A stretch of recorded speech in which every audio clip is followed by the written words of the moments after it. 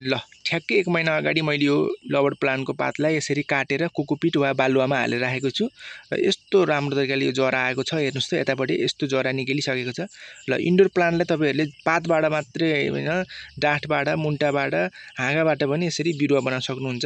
यो चाहिँ मैले पातैबाट बनाएको बिरुवा हो भने अरु चाहिँ यतापट्टि चाहिँ हाँगा वा मुन्टाबाट बनाएको बिरुवा हो है। ल नमस्ते साथीहरु, स्वागत छ मेरो युट्युब च्यानलमा। आज म तपाईहरुलाई इन्डोर प्लान्टको पनि यो लबर प्लान्ट चाहिँ ब्ल्याक वाला लबर प्लान्ट, यो कालो प्रजातिको चाहिँ लबर प्लान्ट हो। यो चाहिँ इन्डोर पनि हुन्छ र आउटडोर पनि हुन्छ।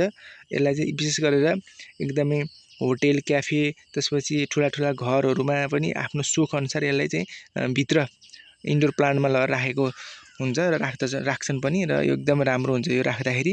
र यसलाई चाहिँ मैले आज यो जुन यो असार साउन भदौसम्म चाहिँ यसको यो हाँगा, मुन्टा, डाँठ र हुँदा यस्तो मैले अघि भनेको थिएँ यस्तो पातबाट पनि यसरी बिरुवा बनाउन सक्नुहुन्छ। र अहिलेको सिजन भनेको चाहिँ यो जुन यो प्लान्टको काटछाँट गर्ने सिजन हो र तपाईहरुले पनि आफ्नो घर वरपर छर छिमेकी यहाँ कसैको घरमा यस्तो लबर प्लान्टको बिरुवा देख्नु भएछ भने एउटा मुन्टा सकिन्छ भने अझै सक्नु भएन भने पातैबाट पनि यसरी हामीले 1 महिना अगाडि हालेको यो लबर प्लान्ट यस्तो राम्रो तरिकाले सरिसकेको छ। अब यो जराइसकेको छ, अब मुन्टा पलाउँछ र यो चाहिँ मैले आज हालेको हो।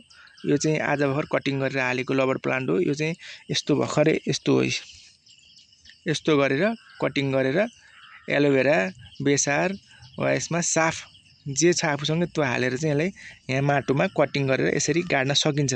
र यसरी गाडेर चपक्क अँठाइदिनु पर्छ। यसरी गरेको 1 महिनामा चाहिँ यो चाहिँ एकदमै हेल्दी बिरुवा भएर निक्लिन्छ, पुरै जरा आउँछ र राम्रो भएर निक्लिन्छ। यो सम्पूर्ण प्लान्टहरुको मुन्टा काटेर मैले चाहिँ अहिले भर्खर यहाँ गाडेको छु र गाडिसकेपछि यसलाई चाहिँ हामीले धेरै पानी हाल्नु हुँदैन र शीतलमा है छाया पर्ने ठाउँमा यस्तो शीतलमा चाहिँ यसरी 1 महिना जति हामीले राख्नुपर्छ। यसरी राखेको खण्डमा तपाईको 1 महिनापछि एकदमै राम्रो बिरुवा भएर आउँछ। म तपाईहरुलाई मैले 1 महिना अगाडि हालेको बिरुवाहरु पनि कस्तो भएको छ म तपाईहरुलाई लैजान्छु देखाउनलाई। हेर्नुस् है। ल यो चाहिँ मैले ठ्याक्कै 1 महिना अगाडि है लबर प्लान्टको हाँगा काटेर चाहिँ यसरी सारेको हो र हाँगाबाट यस्तो राम्रो 3 वटा ब्रान्चहरु आएर यतिको राम्रो तरिकाले हेल्दी सरिसकेको छ।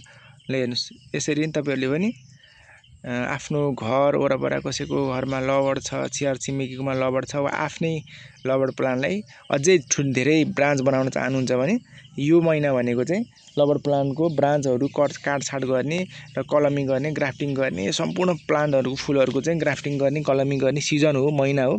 र यसरी नै तपाईहरुले यो लबर प्लान्टलाई पनि यसरी नै मैले जसरी कलमी गरेर वा ब्रान्चहरु बनाउन सक्नुहुन्छ। यो चाहिँ मैले डाँठबाट बनाएको थिएँ है। यसैको पात चाहिँ मैले यतापट्टि हालेको थिएँ र यो पनि सरिसकेको छ, जरा आइसकेको छ यस्तो है। तपाईहरुले अब पातबाट पनि बनाउन सक्नुहुन्छ, डाँठबाट पनि बनाउन सक्नुहुन्छ यस्तै। र यसरी नै तपाईहरुले पनि आफ्नो घरमा तपाईहरुले नर्सरीमा यसरी लबर प्लान्टको चाहिँ बिरुवाहरु बनाउन सक्नुहुन्छ भन्दै आजको छोटो मिठो भ्लग कस्तो लाग्यो अर्को भ्लगमा भेटौँला। त्यसको लागि तपाईहरुले मेरो च्यानललाई सब्स्क्राइब गरिदिनुस्, भिडियोलाई लाइक गरिदिनुस् है। र तपाईहरुको पनि लबर प्लान्ट छ भने कुन कलरको छ कमेन्ट गरिदिनुस् होला है। ल यो चाहिँ ब्ल्याक कलरको।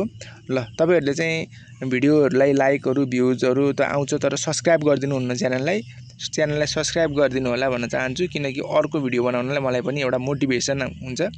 त्यसैकारणले गर्दा च्यानललाई सब्स्क्राइब गरेर मलाई अर्को भिडियो बनाउनलाई अझै जाँगर चलाउने एउटा बनाइदिनुस् र छिटो भन्दा छिटो चाहिँ सब्स्क्राइब पनि गरिदिनु होला भन्न चाहन्छु। धन्यवाद। आजको भिडियो कस्तो लाग्यो अब अर्को पार्टमा म तपाईहरुलाई अझै अर्को यस्तो राम्रो घरमा राख्नलाई एकदमै शुभ हुने इन्डोर प्लान्टको बारेमा लिएर आउने छु। धन्यवाद।